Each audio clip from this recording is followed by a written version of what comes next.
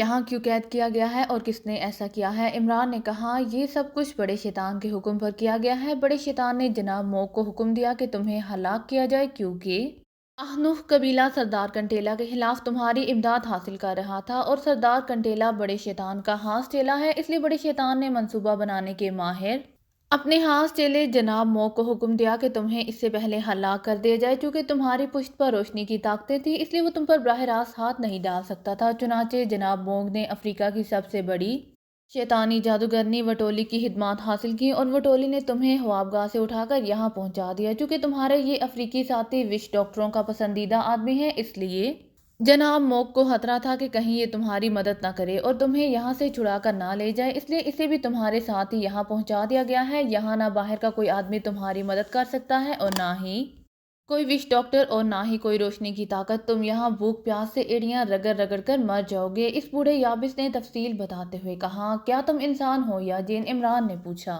تمہارے اس سوال کا جواب نہیں دیا جا سکتا۔ میں نے تمہیں یہ ساری باتیں اس لیے بتائی ہیں کہ تم ہاں یہاں سے نکلنے کے لیے اپنے آپ کو ہلکا نہ کرتے پھرو۔ اگر البتہ تم اپنی روح شیطان کے حوالے کر دو تو پھر تمہیں یہاں سے رہائی مل سکتی ہے، اور شیطانی طاقتیں بھی۔ میں کل پھر آؤں گا، اس بوڑھے پجاری نے کہا، اور اس کے ساتھ ہی اس کا چہرہ غائب ہو گیا، اور وہ کھڑکی بھی۔ یہ انسان نہیں تھا باس، یہ کالی طاقت تھی، اس شیطانی محبت کی کالی طاقت۔ جوزف نے کہا، جو کچھ بھی تھا اس بارے میں بعد میں غور کر لیں گے، فی الحال ہمیں یہاں سے نکلنا ہے۔ عمران نے کہا، شیطان کے سیاہ محبت سے کوئی نہیں نکل سکتا باس، یہ بات پوری دنیا میں مشہور ہے۔ جوزف نے کہا، ہوگی مشہور، لیکن دنیا کا کوئی ایسا مسئلہ نہیں ہے جس کا کوئی نہ کوئی حل نہ ہو، مجھے سوچنے دو، عمران نے کہا، اور جوزف خاموش ہو گیا۔ عمران واقعی یہاں سے نکلنے کے بارے میں سوچ رہا تھا۔ یہ بات تو طے تھی کہ یہاں بہرحال کوئی نہ کوئی دروازہ موجود ہے جس کے ذریعے ان دونوں کو اندر لایا گیا ہوگا، اور عمران اس دروازے کو تلاش کرنا چاہتا تھا۔ پھر اسے خیال آیا کہ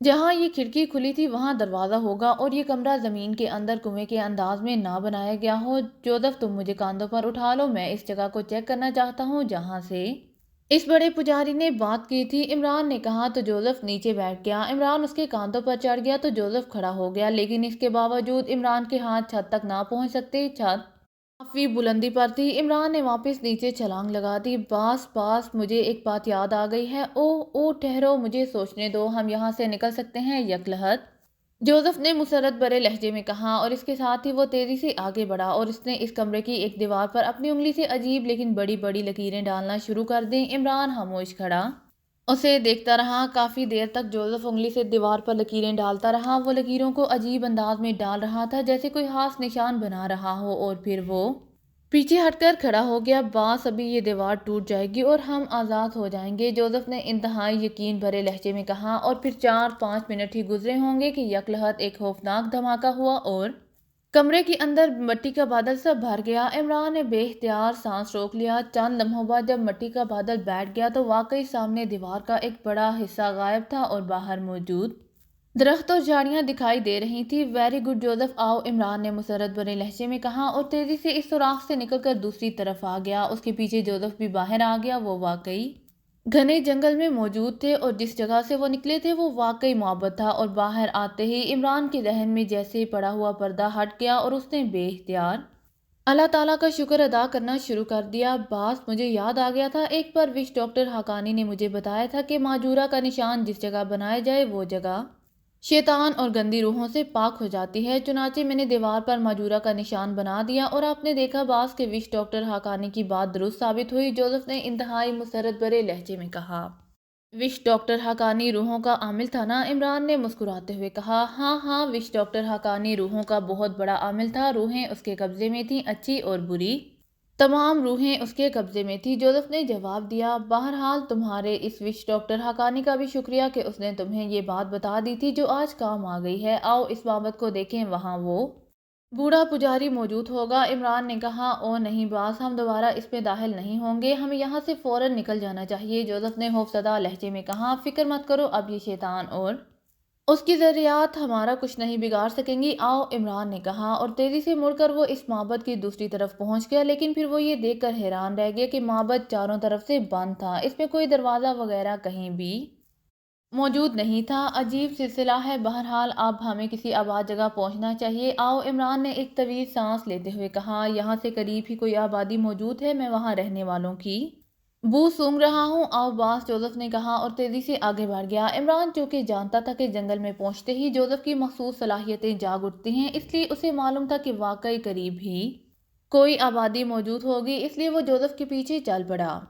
ویران علاقے میں بنے ہوئے معبد کے ایک کمرے میں موگ آلتی پالتی مارے بیٹھا ہوا تھا۔ اس کی آنکھیں بند تھیں، لیکن چہرے پر شدید غصے اور خشونت کے تاثرات نمایاں تھے۔ اس کے چہرے پر عام حالات میں جلنے والی آنکھ کے شعلے اس وقت زیادہ تیز دکھائی دے رہے تھے۔ اسی لمحے کمرے کے کھلے دروازے سے یابس اندر داخل ہوا۔ اس کے چہرے پر خوف کے تاثرات نمایاں تھے اور اس کا جسم لرز رہا تھا۔ وہ موگ کے سامنے دوزانوں ہو کر بیٹھ گیا۔ آقا، موگ تمہارا خادم حاضر ہے، یابس نے لرزتے ہوئے لہجے میں کہا تو موگ کی آنکھیں ایک جھٹکے سے کھل گئیں۔ تو تم ناکام رہے ہو، تم ان دونوں کو شیطانی معبد سے نکلنے سے نہیں روک سکے، کیوں؟ موگ نے انتہائی کڑکدار لہجے میں کہا۔ آقا، میں تو مطمئن تھا کہ وہ کسی صورت بھی یہاں سے نہیں نکل سکیں گے، لیکن نہ جانے وہ کس طرح نکل گئے۔ میں جب گیا تو عقبی دیوار ٹوٹی ہوئی تھی اور وہ دونوں غائب تھے، یابس نے انتہائی خوفزدہ لہجے میں کہا۔ تمہیں معلوم ہے کہ اس ناکامی کی مجھے کیا سزا ملی ہے؟ موگ نے انتہائی غصیلے لہجے میں کہا۔ خادم کیسے جان سکتا ہے آقا، یابس نے کہا۔ مجھے بڑے شیطان نے دربار سے نکال دیا ہے اور مجھے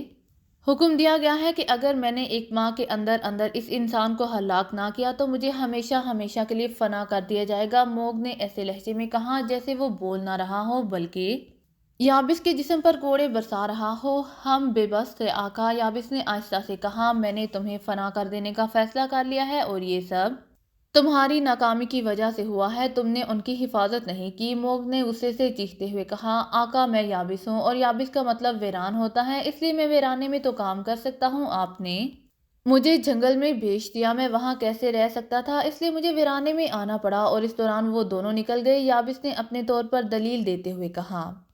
تمہارا مطلب ہے کہ تمہارے آقا موگ نے غلطی کی ہے، تم مجھ پر الزام لگا رہے ہو اپنے آقا پر۔ جاؤ، فنا ہو جاؤ ہمیشہ ہمیشہ کے لیے، موگ نے حلق کے بال چیختے ہوئے کہا اور اس کے ساتھ ہی یابس کے جسم میں خوفناک آگ بھڑک اٹھی اور اس کے چیخنے چلانے کی آوازوں سے کمرہ گونج اٹھا اور پھر یہ چیخیں مدھم پڑھتے پڑھتے کراہوں میں تبدیل ہوئیں اور پھر خاموشی چھا گئی۔ چند لمحوں بعد جہاں یابس موجود تھا وہاں راکھ کا ایک ڈھیر پڑا ہوا تھا۔ موگ نے ہاتھ سے اشارہ کیا تو راکھ اس طرح ہوا میں اڑتی ہوئی کمرے سے باہر چلی گئی جیسے کمرے میں تیز ہوا چل رہی ہو، جبکہ کمرے کا ماحول ساکن تھا۔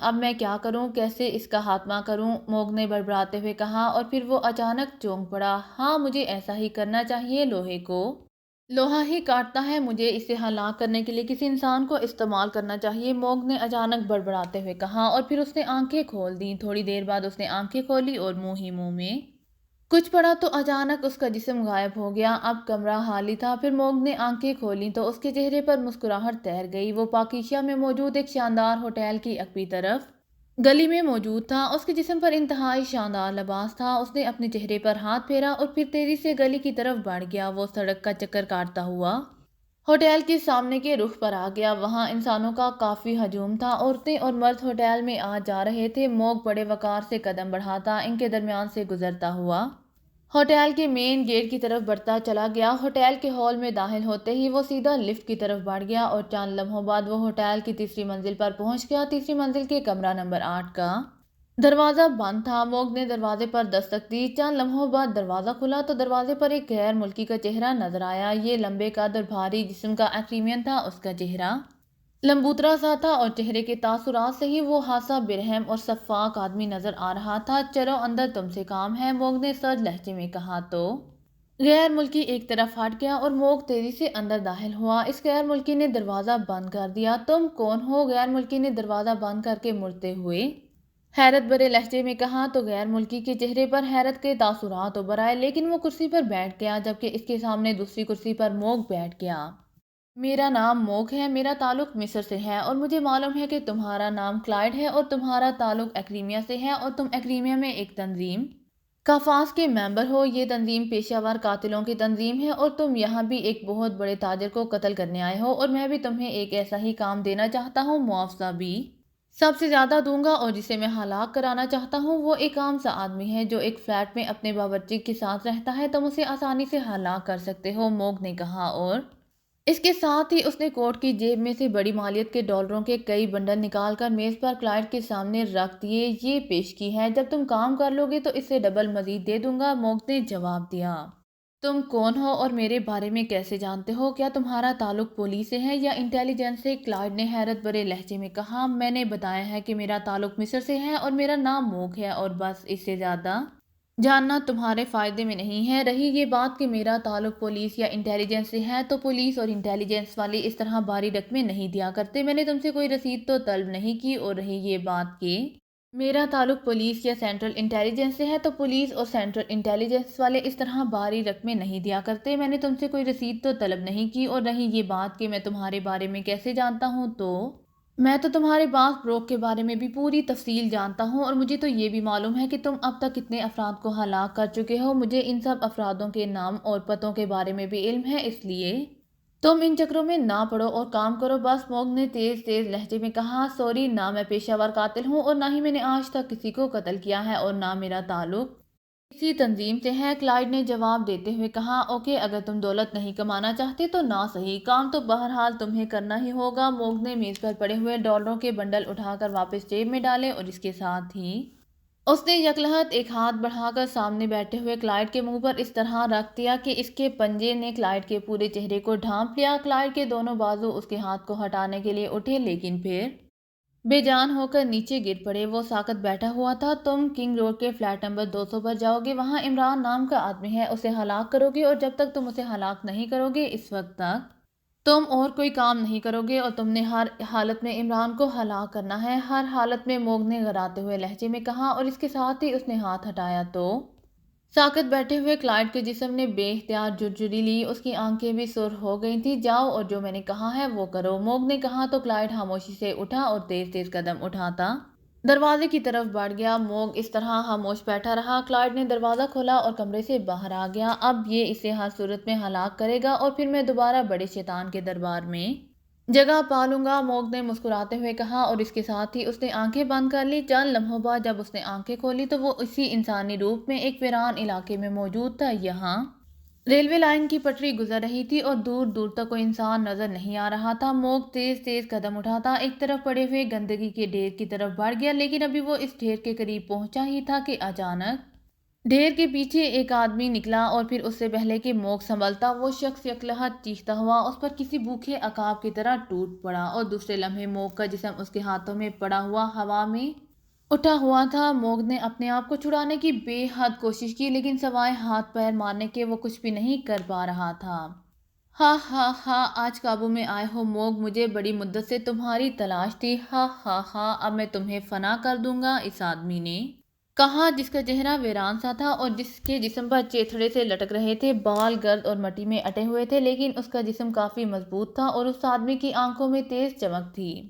چھوڑ دو مجھے، چھوڑ دو، موگ نے بری طرح مچلتے ہوئے کہا۔ کیسے چھوڑ دوں؟ تم گندگی کے کیڑے ہو، شیطان کی ذریات کو چھوڑ دوں تاکہ تم انسانوں کو گمراہ کرتے رہو؟ مجھے معلوم ہے کہ اب تمہاری وہ حیثیت نہیں رہی، تمہارے شیطانی اختیارات چھین لیے گئے ہیں، اس لیے اب نہ تم اپنے اصل جون میں جا سکتے ہو اور نہ ہی اب تم کچھ کر سکتے ہو، اس آدمی نے ہذیانی انداز میں قہقہا لگاتے ہوئے کہا۔ میں تمہیں دولت دوں گا جتنی تم چاہو، میں تمہیں ہر وہ چیز دوں گا جو تم مانگو گے، لیکن مجھے چھوڑ دو، موگ نے انتہائی بے چین لہجے میں کہا۔ مجھے دولت کی کیا ضرورت ہے، ہا ہا ہا، مجھے دولت کی کیا ضرورت ہے، میں نے تو اپنی ڈیوٹی انجام دینی ہے، ہا ہا ہا، اس آدمی نے ایک بار پھر قہقہا لگاتے ہوئے کہا، اور پھر وہ موگ کو دونوں ہاتھوں پر اٹھائے تیزی سے آگے بڑھتا چلا گیا۔ موگ مسلسل ہوا میں ہاتھ پیر چلا رہا تھا، لیکن اسے ایسے محسوس ہو رہا تھا جیسے اس کے جسم میں معمولی سی بھی طاقت نہ رہی ہو، جبکہ وہ آدمی موگ کو اس طرح اٹھائے ہوئے تھا جیسے بچے کسی کھلونے کو اٹھاتے ہیں۔ موگ اس کی منتیں کرتا رہا، اسے لالچ دیتا رہا، لیکن وہ آدمی مسلسل ہذیانی انداز میں قہقہے لگاتا ہوا ریل کی پٹری کو کراس کر کے